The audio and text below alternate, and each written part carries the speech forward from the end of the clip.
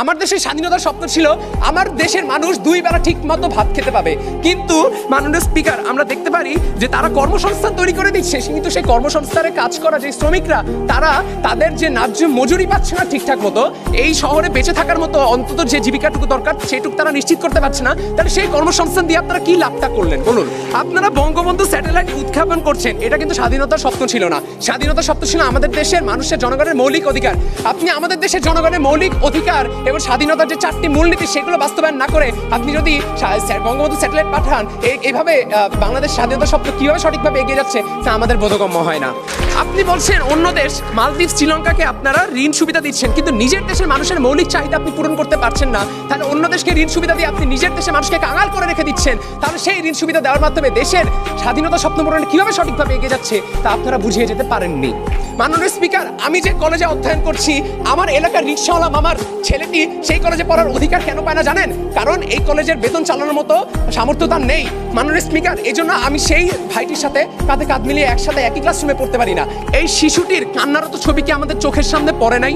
এই শিশু সাফা, যে কিনা 30শে আগস্ট 2021 সালে প্রেস ক্লাবে তার বাবার কথা স্মরণ করতে গিয়ে কান্নায় ভেঙে পড়ে এবং বলে I was in the Om when my father was taken away. অর্থাৎ একটি শিশু যখন মাতৃগর্ভে থাকে তখন তার বাবা গুম হয়ে যায়, সেই গুমের কোনো তথ্য সরকারের কাছে নাই। একটি শিশু জন্মের পর তার বাবার অধিকার চেহারা দেখার অধিকার হারিয়ে ফেলে। সেই দেশ কিভাবে স্বাধীনতা স্বপ্ন পূরণে সঠিকভাবে এগিয়ে যাচ্ছে তা আমাদের বোধগম্য হচ্ছে না। আপনারা বললেন টিকা শতভাগ দেওয়া হয়েছে। মাননীয় স্পিকার, আজকেও আমরা দেখতে পারি যে শিক্ষা প্রতিষ্ঠান সহ অন্যান্য জায়গায় অনেকে ক্লাস করতে পারছে না, যারা কিনা 2 ডোজ টিকা নিতে পারেননি। তারা তাহলে কিভাবে বললো যে 100% টিকা দেওয়া হয়েছে? তারা টিকার কথা যদি বলে তাহলে আমরা তো টিকার ক্ষেত্রে, স্বাস্থ্য ক্ষেত্রে দুর্নীতির ক্ষেত্রে আমরা দেখেছি জিকে শামীম থেকে শুরু করে ডক্টর সাবরিনা ইসলামের টিকা কেলেঙ্কারির ব্যাপারগুলো সেগুলো তারা একদম এড়িয়েই গেলেন।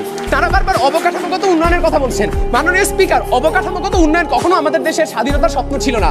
মাননীয় স্পিকার, স্বাধীনতার বয়স এখন 50 বছর 1 মাস 21 দিন। এই পর্যায়ে এসে আমার বিতর্ক করা লাগছে বাংলাদেশ স্বাধীনতা স্বপ্ন পূরণে সঠিকভাবে এগিয়ে যাচ্ছে কিনা। অর্ধেক খালি গ্লাসটি তাদের চোখে পড়ছে না, চোখে পড়ছে শুধু অর্ধেক ভরা গ্লাসটি।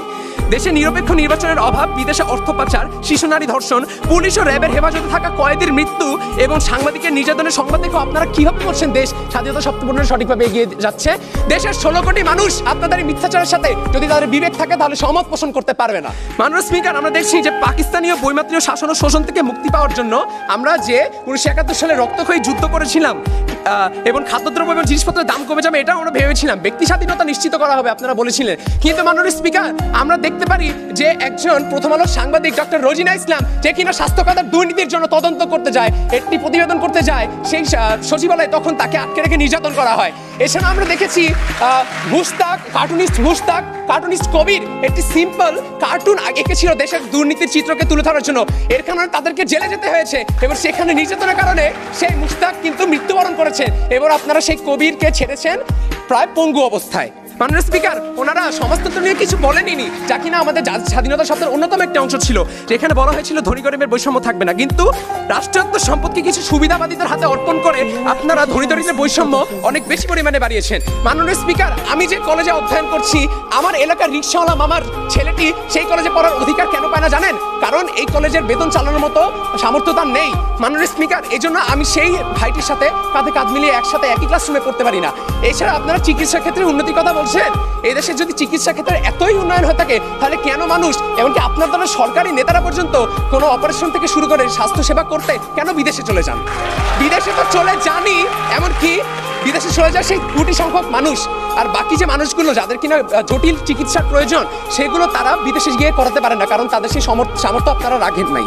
মাননীয় স্পিকার, আমরা দেখি 20 ডাটা ইনসাইটের একটি ডেইলি স্টারের প্রতিবেদন অনুসারে 1992 সালে ধনী দরিদ্রের বৈষম্যের হার ছিল 0.388, যা কিনা 2016 সালে এসে দাঁড়িয়েছে 0.482।